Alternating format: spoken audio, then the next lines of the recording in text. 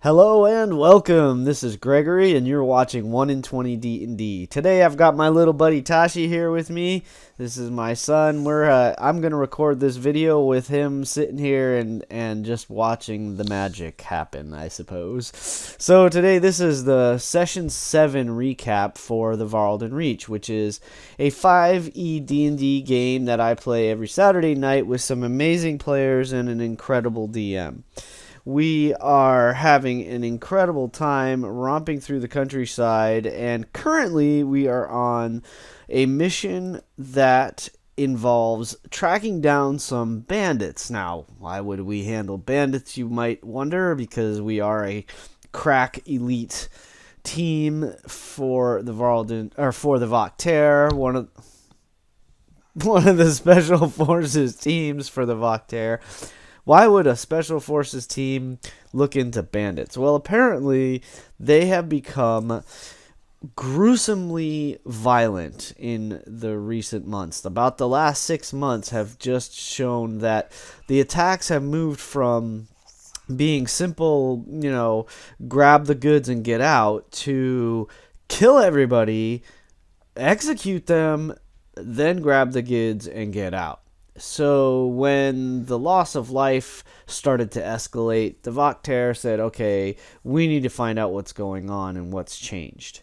Bandits taking some goods, some trade goods and whatnot, okay, that can be replaced. But when children and families and, entire bands start getting just slaughtered, something bigger and deeper is going on. So they asked us to go look into it. So we set out from from Unity rather. We set out from Unity and headed south towards the Sodor Mountains. And the first night out was pretty uneventful. It did rain on us, which of course wasn't fun. Jermaine has the ability to cast a tiny hut as a magic ability, so it is basically a 20-foot diameter dome that protects us from the elements, is very comfortable inside, and also protects us from baddies getting in and attacking us during the night.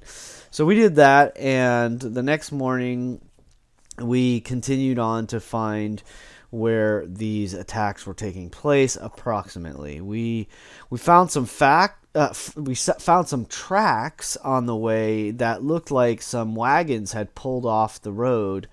And so Marana, Lily, Ku, and Alina decided to go investigate, and I had Benny fly up above them. Benny is my little owl familiar. I had him fly up above them and follow along, just to keep an eye on things from the air. Now, they found basically 2 wagons that had been ripped apart and gone through. There was nothing left in them. They were kind of in tatters. It looked like they were maybe trying to get ready for the storm that was coming and didn't get the chance, because we found the whole family or group, whatever it was, they were all executed. They were all killed quickly and cleanly, it appeared. However, they were all dead. They were brutally murdered, and women and babies and children and the whole lot. It was really devastating to some of the party members. Especially, it really affected Jermaine, who is so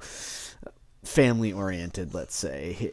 It very much upset him. Lily was disgusted by it. The whole group was kind of turned off and put off by this. So we sat around. After the first group went up, the sneaky group went up and checked things out. We could see right away that there was no immediate threat. In fact, Marana used her primal senses to kind of check out the perimeter around 5 miles and see if there was anyone still lurking, and she couldn't feel any presence in the area. So the rest of us, Titus, Perdita, and myself, joined the group. And when we did, Perdita, upon seeing kind of this scene, had a moment of like a vision struck her. And before, we didn't really know what's going on, but all of a sudden she kind of like sat down on a rock and was clearly upset and had been, well, I don't know how to say it. She had been confronted with this vision and was really shaken. And so she sat down and started to kind of process what had just happened. Now, in her vision, she was being like comforted by a woman. She didn't know who the woman is. Is this her mother? Is this an aunt or someone in her family, or who knows? And she saw people trying to run and getting shot in the leg or stopped, or it was similarly just a bandit attacked where she didn't see anyone getting killed, but the kind of moment ended where she saw this man in the center of this clearing with I think he had robes on, and there was this like burst of green flame, and that's how the moment of this vision ended. And the next thing we know, poor Perdita is kind of like sitting on this rock on the verge of tears. And so we kind of checked in with her like, hey, are you okay? What happened? And she said that, oh, she just had this vision. And like, okay, it was something like this. And she just gave us a few of the details. So Lily had Jermaine and wanted to clean up the bodies and try to show some respects. Lily basically had already set out to do the same thing. So we go ahead and collect the bodies. The best we could do is put them in one of the wagons and create like a pyre for them and cremate them.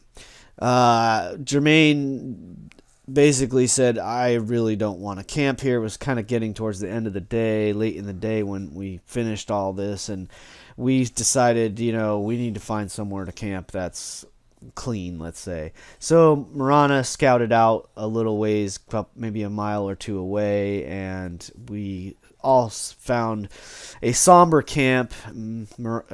Jermaine played some kind of somber, melancholy music. He actually, I forgot one thing, was that he played taps for the family. That was sort of his way of paying his respects in the moment. And Lily was able to cremate them. Then we had a kind of a quiet evening again. Woke up the next morning.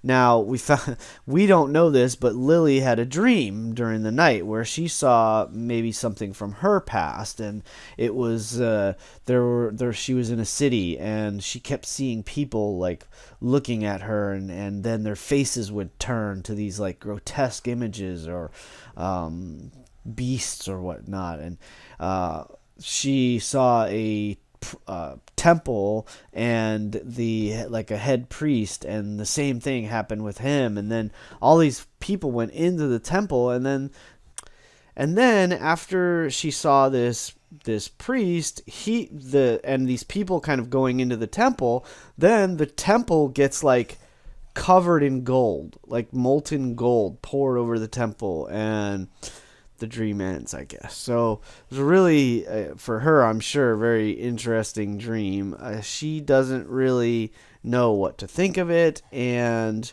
of course, I don't think she told any of the rest of us about it at all. So we were left somewhat unawares in regards to this dream. Then what else happened? We had so that was it. The next morning we are going to go and follow these bandits and see where they went. We found some tracks. We found some like more or less path that they may have followed from this location. So we went on to see where they had gone. Now, it didn't take us long to kind of get to where we heard voices and apparently someone playing a musical instrument, and we're like, hey, wait, let's see what's going on. So again, I used Benny, my familiar, to kind of scout up ahead and take a look, and he saw what looked like possibly 8 or more individuals, and they were sort of around a campfire and off to the side of the road. We didn't get much more information than that, but when I kind of relayed that information to the group, Alina decided she would go, and or kind of the group asked Alina, and she decided she would go scout ahead and see, get if she could get some more detail. So she goes up and finds basically the same info. She saw there was this kind of a ruined tower. What looked to be the ruined tower was about 10 feet across in diameter maybe, but it was only like a 5-foot high crumbled wall basically. And then a little bit further on, there was sort of a clearing off the side of the road where these individuals were kind of holed up and either having lunch or who knows what. Or maybe this was their temporary camp. So she snuck back to us and again relayed the information, and we decided, well, this is probably the group. They've got all these crates and barrels and goods that they're hauling that, they must have been the ones that stole this. So we go ahead and grab our gear and decide we're going to get on these people and find out what happened. We put together a quick plan. After a little bit of discussion, decided that Jermaine would make Lily and himself invisible. Marana and Alina would sneak off to that tower with Ku, and Perdita and Titus would proceed as if they were travelers. Perhaps Perdita would stay on the horse, posing as if she might be a noble using her fancy hat, and Titus walking alongside as if he is her mercenary guard. In fact, he pulled out his mercenary emblem, and they proceeded kind of noisily as if they were just, there was nothing out of the ordinary.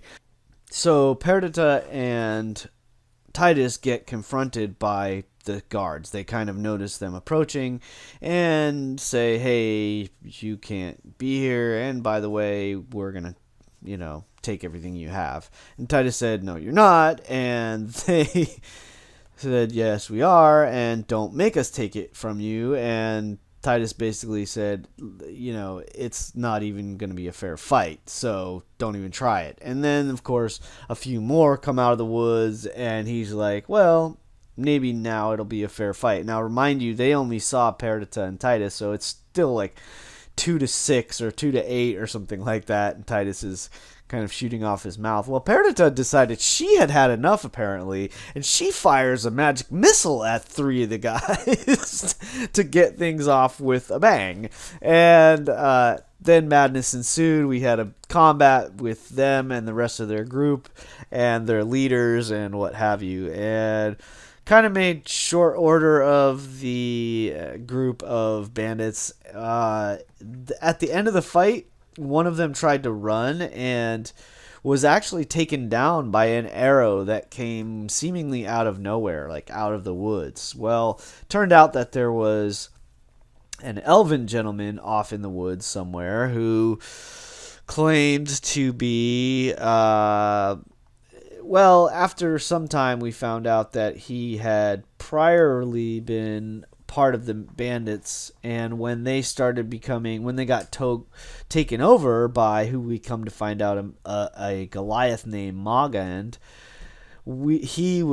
he had enough. He introduced himself as Tarotar, which Titus and myself and Perdita, we all recognize that to mean ranger in the Elven language. But that's how he referred to himself. He said he's been trying to pick off the members of this bandit gang one by one because he's only one guy and can only do so much.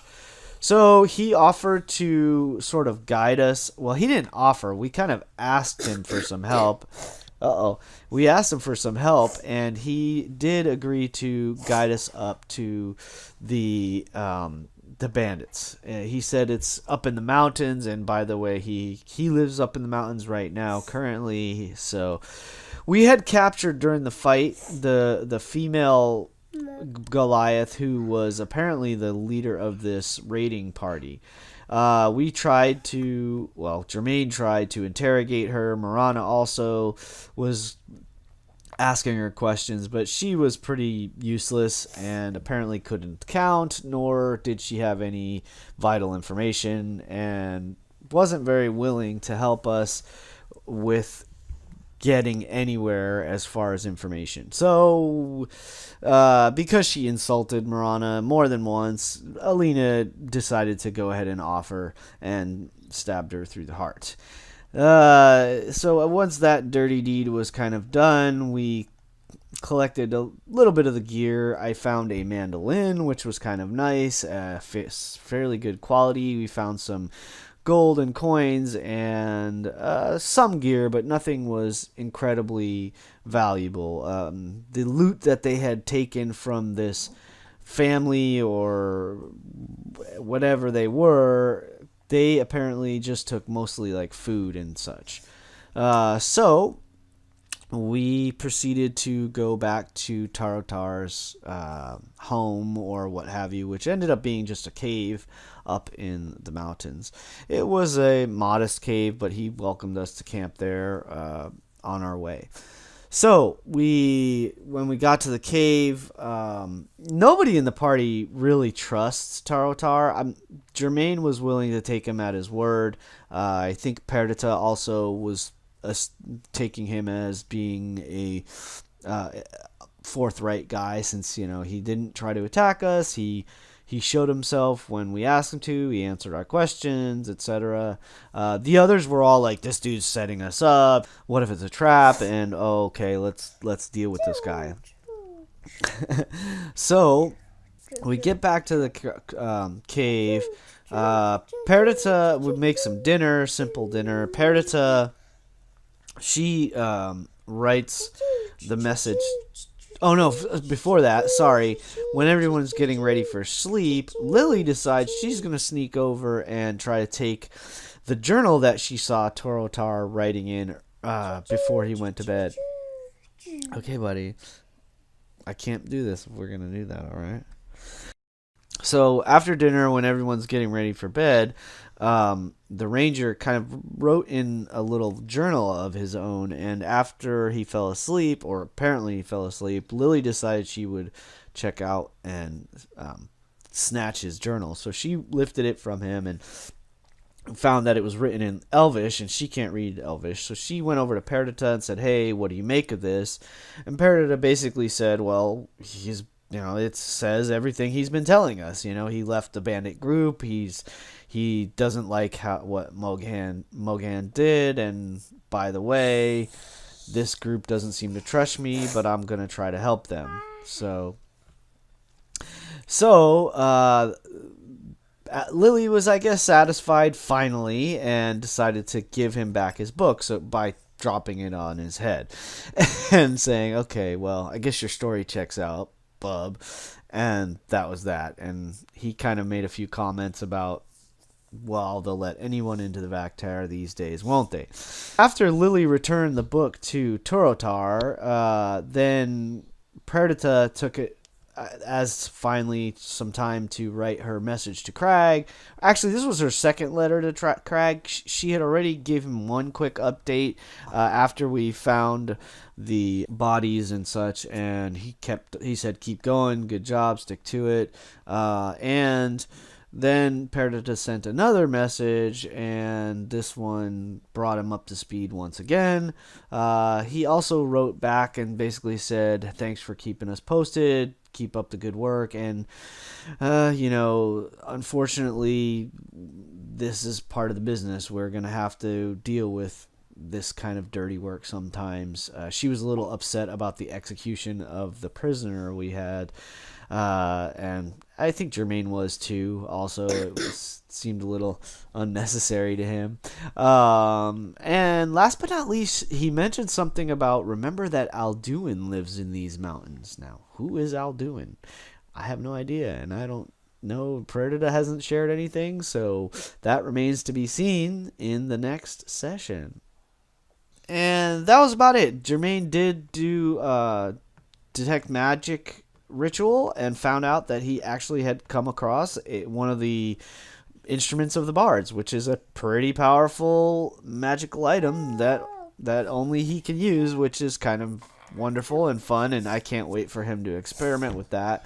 One last thing that happened is that Marana and Lena kind of stepped outside the cave, or were hanging out outside the cave, and Marana asked Alina if like these were people that she was familiar with, and Alina was kind of like, "What? No, I don't know any of these people."